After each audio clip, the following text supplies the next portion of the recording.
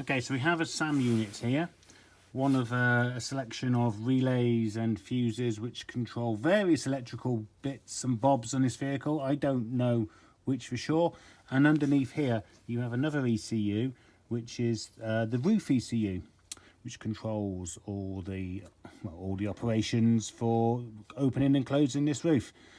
There are a couple of other sensors under here, so I'm going to strip all this, and basically you can just see you've got lots of nuts in here. There's nuts there, 10mm nuts everywhere under here. There are a couple of hidden ones and lots of wiring. Now if you are going to replace this SAM unit, then yeah, you are going to have to pull off each of these fuses. Okay, they pull out, and then you're going to have to unattach these wires, and obviously in your vehicle, and then put a new one on and reattach all the fuses again. But because I'm not going to be replacing this, I can cut them. Okay, so I am going to cut all these wires which lead off to the main loom. But this thing here is like a live terminal. That is just a lift and can be removed. But I'm going to cut all these wires, and I'm going to unplug the wires of what I can from the back, and then remove these nuts, and it should all lift out. Okay, so once this cable tie is cut, you can lift this, pull this back, lift this up, and then it's just a clip held in a live terminal, and it should just come out. Again, awkward to do one-handed, but there you go, out it comes. Okay, so I've cut these to the front fuses, so I should just be able to lift out this. Oops, I've got a few more to cut, which I haven't done yet. So this one here, and this one, and I have now a plug at the top. And you can see this plug here, that squeeze and pull out, that just moves out, makes it easier to come. I've got another removable plug here, and then these at the back. Very easy to remove these two.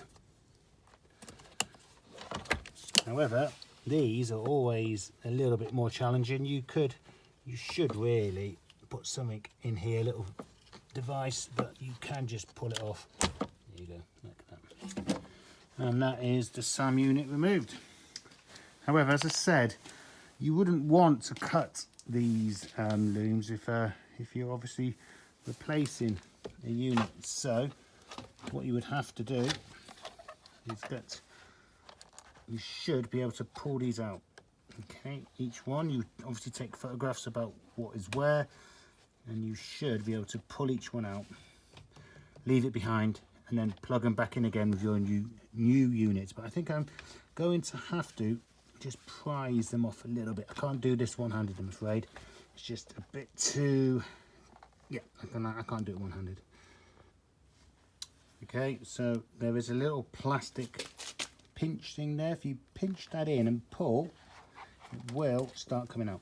Okay, so you've got a little locking tab here, and that will be removed. And to replace, obviously, you put it in, and it's nicely color-coded. Look, it's nice, isn't it? But make sure you know where everything goes, and this slots back in as a group in there.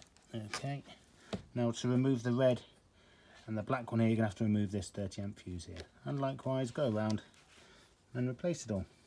Okay, now underneath this SAM unit you have this roof ECU, which you may want to remove, and this is held in by a metal cage. Again, it's just finding these 10mm nuts, one there, one down here, one there. You might have to remove the odd other unit as well. There's one down here. Okay, just undo what you can. You might have to take this off here. I think it is like a horizontal sensor. I think you have to unplug that, and there's a couple of, there's a nut there and one down there. Two of them to come up 8mm, I do believe. Take them all off, and everything should lift out. Okay, so in fact, after removing the sensor from up here, you can see I've got a small screw there. That's an 8mm. That will need removing to remove this little cage. Okay, so the top little cage is removed. So to actually remove the ECU, I've got a 10mm nut there. I also have one here and one there. Unplug these as well, and 2 plugs to remove, and then it will come out, I do believe. And this is it, all removed, and what's left behind is the odd small module. And if you need to take this tray out, then you've got a few more nuts underneath, but I don't see why you would need to. Okay, hope you've enjoyed this video and it's become useful to somebody.